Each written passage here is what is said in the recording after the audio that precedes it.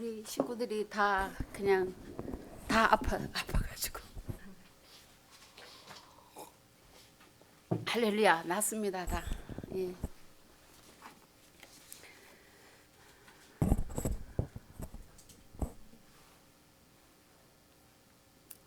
Beautiful. 제가 여기 우리 사랑하는 우리 형제 자매들 보니까 너무 좋네요. 예. 하나님의 뜻은 하나님의 아들들입니다.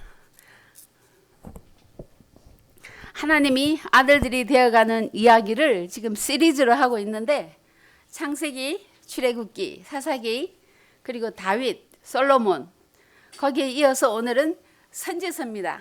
제가 계시록까지 10번의 티칭을 준비를 했는데 이 선지서는 창세기부터 역대하까지 이 사건들을 해석을 하고 있어요. 오늘 본문을 선지서 총 17권 중에 서가랴를 정했습니다. 굉장한 모험이고 도전인데 이 성경 말씀을 통해서 선지서를 다 커버했으면 좋겠다는 생각을 욕심을 가지고 말씀을 준비했어요. 오늘 본문을 읽으신 대로 여호와의 눈이란 말, 여호와의 눈. 이거를 여호와의 보시기에라는 말과 거의 비슷하게 쓰입니다. 여호와의 7 눈이 온 세상 땅을 두루 다닌다고 말씀합니다. 여기서 온 세상 땅은 산과 들이나 도시나 시골을 말하는 것이 아니라 성경에서 땅은 사람을 상징하고 사람의 심령을 말하고 있습니다. 성경에는 7에 대한 단어들이 많아요. 7 일의 창조, 7 등잔, 7 영, 7 교회, 7 인, 7 나팔, 7 대접 등등. 이 숫자 7은 완전수죠. 하나님의 거룩한 성취를 상징합니다. 하나님은 자신의 7 눈, 완전하신 눈으로 사람의 심령을 살피고 계세요. 정죄하고 심판하시려는 것이 아니라 사람으로 하여금 각성하게 하게 변화받기 위해서 그렇게 하시는 거죠. 자, 사람은 눈으로 보는 존재입니다. 사람은 사물을 육안으로도 보지만 내면의 눈, 성경에 또 마음의 눈 그랬죠. 생각의 눈으로도 봅니다. 그 내면의 눈을 시각이다, 관점이다, 비전이다 그렇게 말하죠. 시각이다, 관점이다, 비전이다. 의미를 약간 다르지만 전부 사람 마음에 일어나는 마음의 작용들이라고 보면 됩니다. 사람은 자기 시각으로 사물을 보고 이해합니다. 사람마다 시각이 다 같지는 않습니다. 그래서 시각의 차이다, 관점의 차이다 그런 말 하죠. 만약에 모든 사람이 시각이 같다면 소통의 문제는 없을 것입니다. 시각의 차이 때문에 소통이 힘들 때가 적지 않죠. 그런데 엄격히 말하면 내가 사물을 보는 시각, 환경을 이해하는 그 시각, 비전, 관점 그것이 엄격히 말하면 내 것이 아닐 수 있어요. 내가 사는 시대의 환경, 나라, 문화의 산물일 수 있습니다. 오늘 본문에 이 다림줄 나오는데요. 다림줄은 그 모든 것을 초월하는 하나님의 표준 시각을 상징합니다. 다림줄 아세요? 다림줄은 줄 끝에 무거운 줄을 매달아 건축물의 수직과 수평이 올바르게 세워지는지를 확인하는 도구입니다. 보이세요 저기? 우리가 뭔가를 가리킬 때 이렇게 하잖아요. 저것 봐, 이것 봐 그러죠. 바로 그 가리키는 손가락이 다림줄입니다. 다림줄이 가리키는 방향은 언제나 하나님의 시각입니다. 인생은 눈이 열리는 과정이에요. 아기가 태어나면 눈을 감고 태어납니다. 아무것도 보이지 않던 아이가 자라면서 엄마도 보이고 이제 우유병도 보이고 침대 위에 걸어놓은 장난감들도 보입니다. 그렇죠? 아이들이 커가는 만큼 더 많은 것을 볼 수 있게 됩니다. 이 시각이 넓어지는 것은 성숙의 증거입니다. 세상에도 그런 말을 하죠. 시각을 넓혀라. 성경에서는 마음을 넓혀라 이렇게 되어 있습니다. 시각 확장은 바로 마음 확장과 동일합니다. 자, 방이 좁으면 답답하죠. 마음방이 좁으면 인생이 답답합니다. 요즘 이 새집들 빌드들 가보면 벽이나 문이 없이 시야가 확 트여 있어요. 자, 집도 시야가 트인 집이 좋은 집이라고 합니다. 하나님에게 있어서 하나님의 아들들의 눈이 열리는 것은 매우 중요합니다. 하나님이 하나님의 아들들에게 만물을 유업을 주셨어요. 그런데 그 만물을 볼 눈이 없으면 누릴 수가 없는 거죠. 사람은 자기가 보는 것밖에 할 수 없어요. 사람은 자기가 보는 것밖에 꿈꿀 수가 없습니다. 돈이 안 보이면 돈을 못 버는 겁니다. 일이 안 보이면 일을 못 하는 겁니다. 자, 안과에 가면요, 안약을 넣고 눈동자를 다이레이션을 해요. 눈을 검사하기 위해서 눈동자를 확장시키는데, 하나님은 지금 우리의 인생에 일어나는 모든 일을 통해서 우리의 눈동자, 마음의 눈동자를 다이레이션 하고 계십니다. 이제 인간의 시각이 어떻게 확장되어 가는지 한번 잠시 살펴보겠습니다. 첫 번째 눈은 루시퍼의 시각입니다. 루시퍼에 대한 이야기는 이사야서에 딱 한 번 나와요. 그가 어떻게 땅으로 떨어졌는지 말씀하고 있습니다. 이사야서 14장 12절. 너 아침의 아들 계명성이여 어찌 그리 하늘에서 떨어졌으며 너 열국을 엎은 자여 어찌 그리 땅에 찍혔는고. 자, 루시퍼는 자아의 원조입니다. 자아 아시죠? He's all about himself. Me, my, mine. 루시퍼는 모든 것을 자기 중심에서 바라봅니다. 루시퍼의 유혹으로 인간은 그 마의 열매를 막 따먹습니다. 그 순간 그 전까지는 알지 못했던 자아에 대해서 눈이 뜨입니다. 창세기 3장 7절 말씀입니다. 이에 그들의 눈이 밝아져 자기들이 벗은 줄을 알고 무화과 나무 잎을 엮어 치마로 삼았더라. 이제 셀프 컨셔스가 생긴 거죠. 성경은 이것을 타락이라고 말합니다. 그때부터 인간도 루시퍼처럼 모든 것을 내 중심으로 보기 시작합니다. 어린아이들과 같이 놀다 보면 얼마나 자기 중심적인지를 알 수가 있어요. 제가 링컨이가 놀다 보면 얘는 집 밖에 안 보이는 거예요. 타인의 입장에 대해서는 전혀 관심이 없습니다. 자아는 그 누구를 위해서 자신을 한치도 양보할 의향이 전혀 없습니다. 이제 두 번째 눈, 하나님에 대한 시각입니다. 본래 아담과 하나님은 친했죠. 그런데 하나님을 낯을 피하여 동산나무 사이에 숨었다고 말씀합니다. 아담은 하나님이 진노하셨다고 생각합니다. 자, 앞으로 화난 하나님을 어떻게 대해야 되나 이제 연구거리입니다. 그래서 아담이 만들어낸 것이 하나님은 좀 달래야 되겠구나. 하나님을 달래려고 작정합니다. 성경에서 진노한 신을 달래는 종교 행위를 몰렉이라고 말합니다. 에레미야서 32장. 내 이름으로 일컫는 집에 자기들의 가증한 물건들을 세워서 그 집을 더럽게 하며 흰놈의 아들의 골짜기에 바알의 산당을 건축하였으며 자기들의 아들들과 딸들을 몰렉 앞으로 지나가게 하였느니라. 그들이 이런 가증한 일을 행하여 유다로 범죄하게 한 것은 내가 명령한 것도 아니요 내 마음에 둔 것도 아니니라. 몰렉은 자식을 산재로 바치는 인신공양의 제사입니다. 고대 사회에서는 사람을 산채로 신에게 바치는 잔인한 풍수들이 있습니다. 뭐 요나 얘기도 그렇고 바로 얘기도 그렇고 바울 얘기도 그렇고 또 우리 한국의 심청이 이런 얘기 있잖아요. 심청이 맞아요? 네, 심청이가 무슨 강의 무슨 인당수에 오케이. 근데 성경에 하나님이 아브라함을 번제로 바치라고 그랬는데 그거는 구속사적으로 해석을 해야 되지 희생 제사는 아니라는 거 아셔야 됩니다. 자, 하나님 달래기 식의 신앙행위 기독교인들도 상당히 많이 해요. 내가 뭘 좀 죄를 지었다, 잘못했다, 내가 뭘 좀 원하는 게 있다, 무슨 조금 착한 일이라도 해서 전도라도 하고 해서 하나님 기분을 살짝 맞추려고 하는 것 몰래행위입니다. 하나님은 달래야 하는 대상이 아니라 경외해야 되는 대상입니다. 하나님이 원하시는 것은 우리의 희생이나 헌신이나 우리가 공을 들이는 게 아니에요. 하나님한테 불공 들이듯이 공 들이는 신앙생활 아닙니다. 하나님이 우리를 원하는 건 우리의 변화입니다. 변화. 시편 51편. 주께서는 제사를 기뻐하지 아니하시나니 그렇지 아니하면 내가 드렸을 것이라. 주는 번제를 기뻐하지 아니하시나이다. 하나님께서 구하시는 제사는 상한 심령이라. 하나님이여 상하고 통회하는 마음을 주께서 멸시하지 아니하시리이다. 옛날에 어떤 분이 저한테 제 설교 크리틱을 하시는데요. 왜 그렇게 성경 구절을 많이 넣나 그러더라고요. 예, 그 이유가 있어요. 제 말의 크레디빌리티를 위해서 성경 구절을 집어넣거든요. 자, 세 번째 눈은 종교적 시각입니다. 이렇게 진노한 신을 달래는데 지친 인간은 이제 피조물을 주제로 본격적으로 종교 시스템을 만들려고 합니다.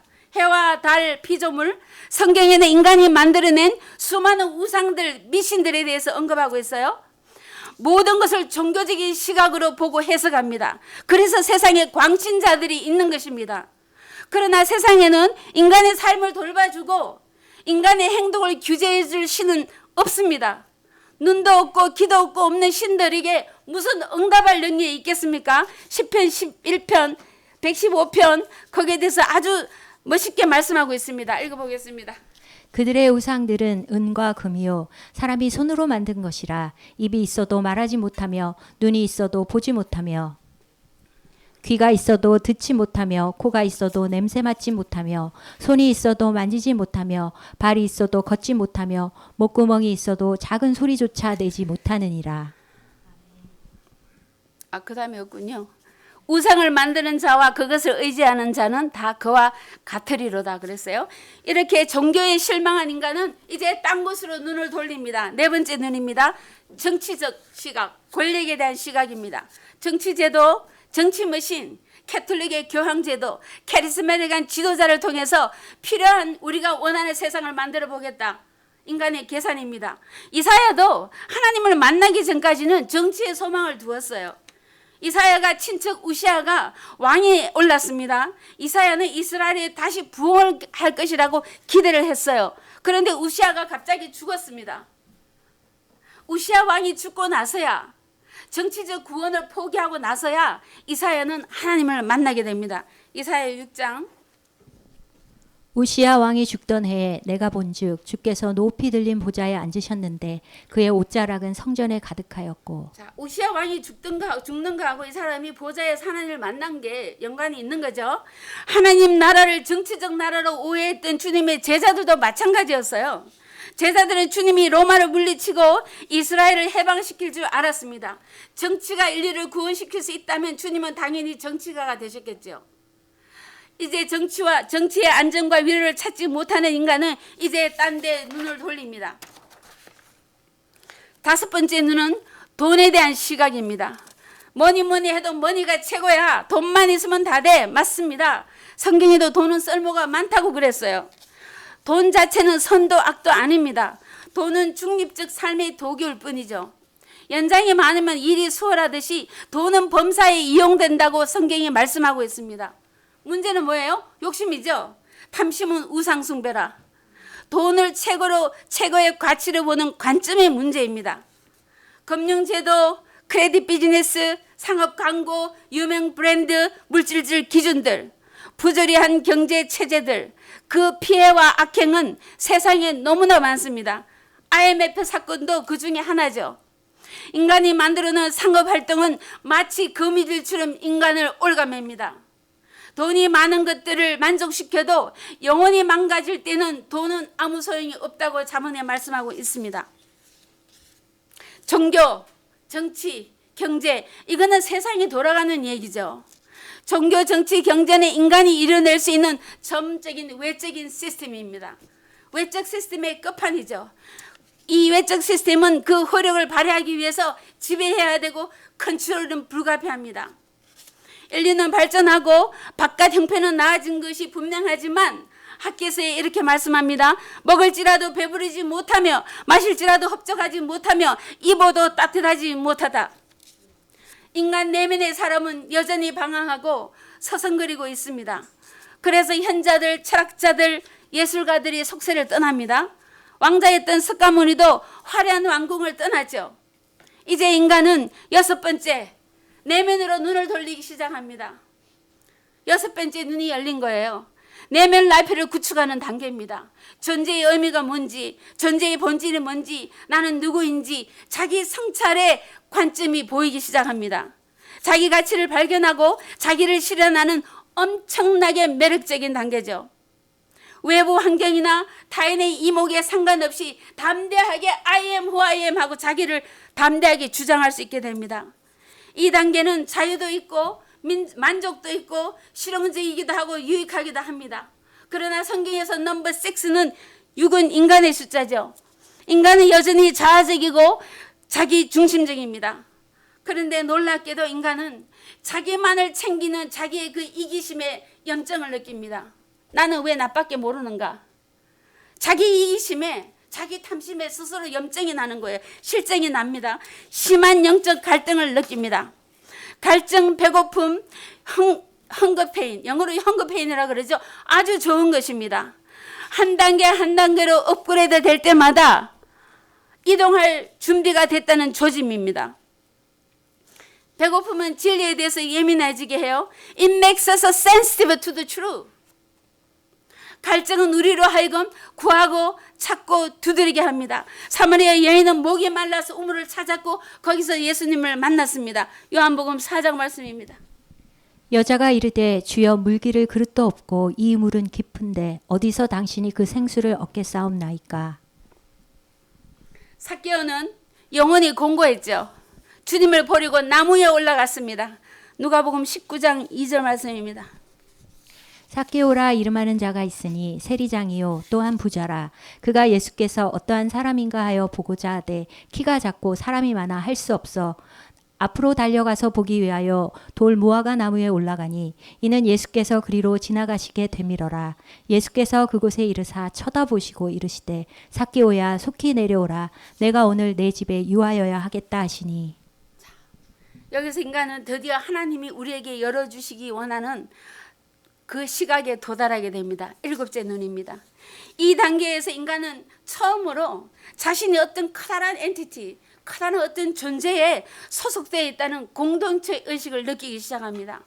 내 자신을 넘어서 이웃을 보고 세상을 보기 시작합니다. 이웃에 대해서 책임을 느끼기 시작합니다. 진정한 이웃 사랑을 실천하게 됩니다. 내 이익보다 이웃의 이익에 더 관심이 많아지는 단계입니다.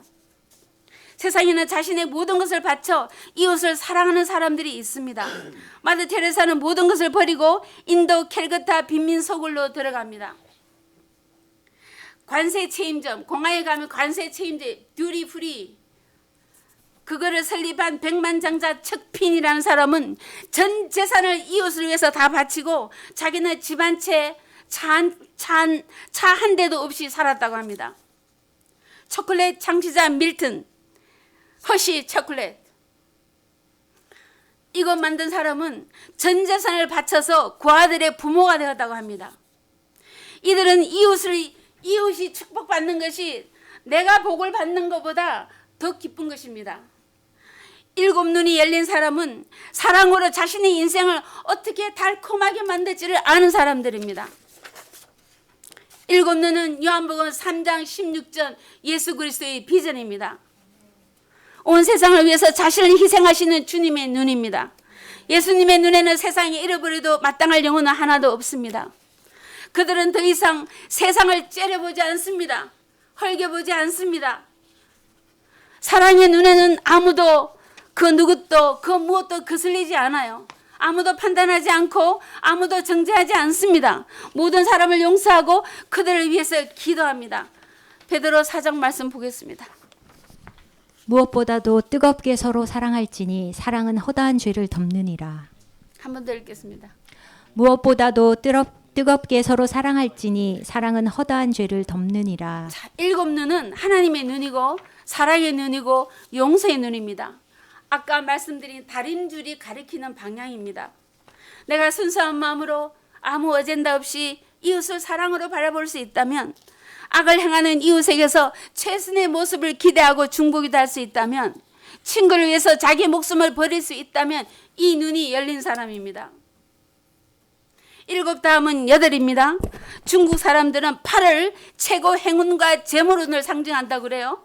불교에서도 8은 번뇌에서 벗어나는 8 정도를 의미합니다. 서양 수학에서 내가 아까 이거 쓴다는 걸 잊어버렸네. 서양 수학에서 이 8을 이렇게 쓰는데 이거를 이렇게 쓰잖아요. 이걸 이렇게 쓰면 영혼을 상징해요. 그렇죠? 맞아요? 자, 기독교에서도 8은 매우 중요한 상징성이 있는 숫자입니다. 노아의 방주에서 살아남은 사람 몇 명이에요? 8명입니다. 남자아이가 태어나면 며칠째 할례를 하나요? 8일입니다. 예수님은 안식일 첫날 토요일 아침 주일날 8일째 새벽에 부활하셨어요. 인간의 7단계를 거쳐 부활하게 됩니다. 7째 눈이 열린 자들에게 새로운 시작을 합니다. 이사야서 43장 19절. 보라 내가 새 일을 행하리니 이제 나타낼 것이라 너희가 그것을 알지 못하겠느냐 반드시 내가 광야의 길을 사막의 강을 내리니. 그리고 사도행전 말씀을 계속 읽어보겠습니다. 사울이 주의 제자들에 대하여 여전히 위협과 살기가 등등하여 대제사장에게 가서 다메섹 여러 회당에 가져갈 공문을 청하니 이는 만일 그 도를 따르는 사람을 만나면 남녀를 막론하고 결박하여 예루살렘으로 잡아오려 함이라. 사울이 길을 가다가 다메섹에 가까이 이르더니 호련히 하늘로부터 빛이 그를 둘러 비치는지라. 사울이 땅에서 일어나 눈은 떴으나 아무것도 보지 못하고 사람의 손에 끌려 다메섹으로 들어가서 사흘 동안 보지 못하고 먹지도 마시지도 아니하니라.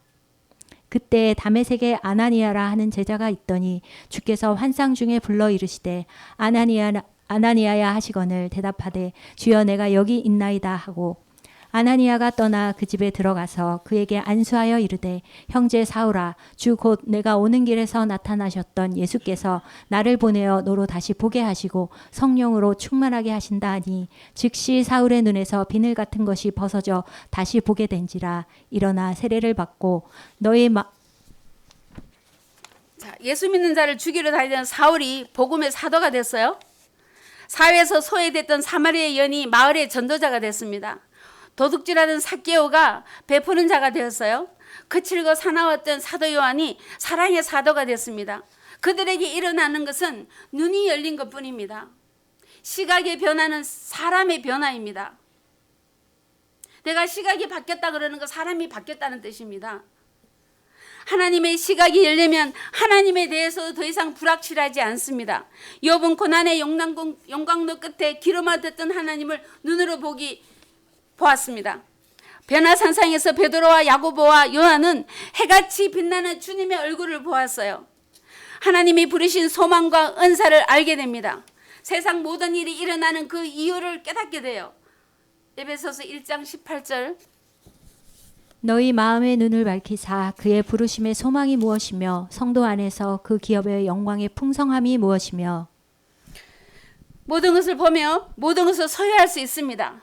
하나님은 아브라함에게 네가 보는 만큼 내가 보는 대로 내 것이 되리라 약속하셨습니다.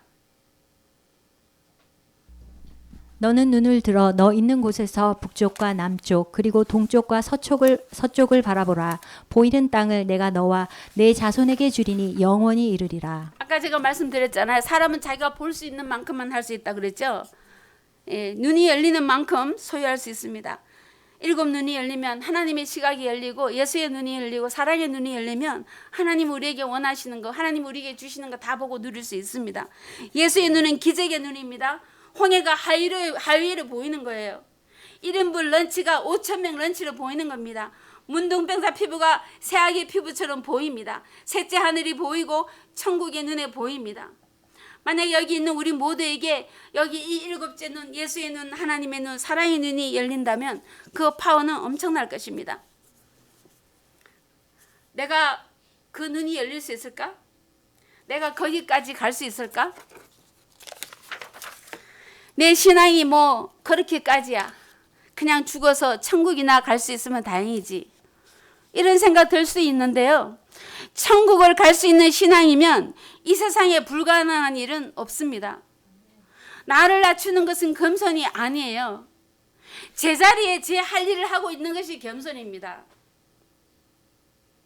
인간을 디모나이즈 하는 것, 인간을 귀신 취급하는 것은 종교입니다. 저는 종교 지도자들이 만든 교리, 독트린을 다 믿지 말라고 말씀드리고 싶어요. 하나님의 말씀과 종교 교리와 독트린은 다릅니다. 거짓 가르침에 속지 않도록 만든 가이드라인이라고 하지만 실상은 사람들을 컨트롤하기 위해서요.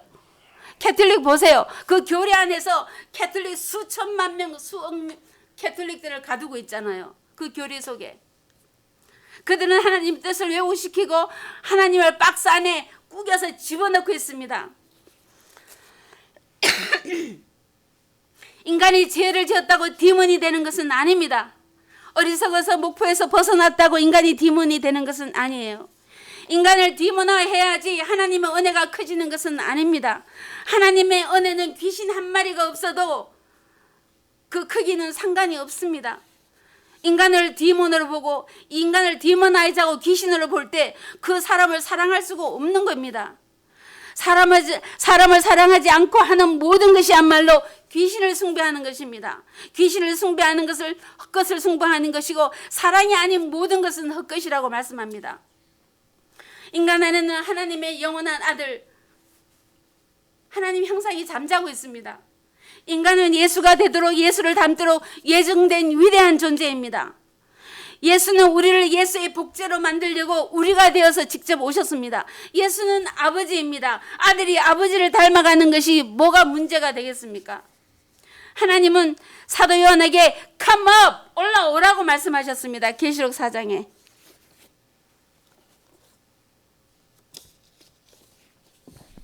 내가 들은 바 처음에 내게 말하던 나팔 소리 같은 그 음성이 이르되 이리로 올라오라. 이후에 마땅히 일어날 일들을 내가 내게 보이리라 하시더라. 우리는 마땅히 더 높은 시각을 추구해야 됩니다. 보다 높은 경지에 대한 추구가 없다면 인생은 무의미합니다. 인생에 의미가 있어야 가슴이 뛰어요. 쿵쿵쿵쿵. 익사이딩해집니다. 주님의 시각 장애자들의 눈을 열어주셔 오셨어요.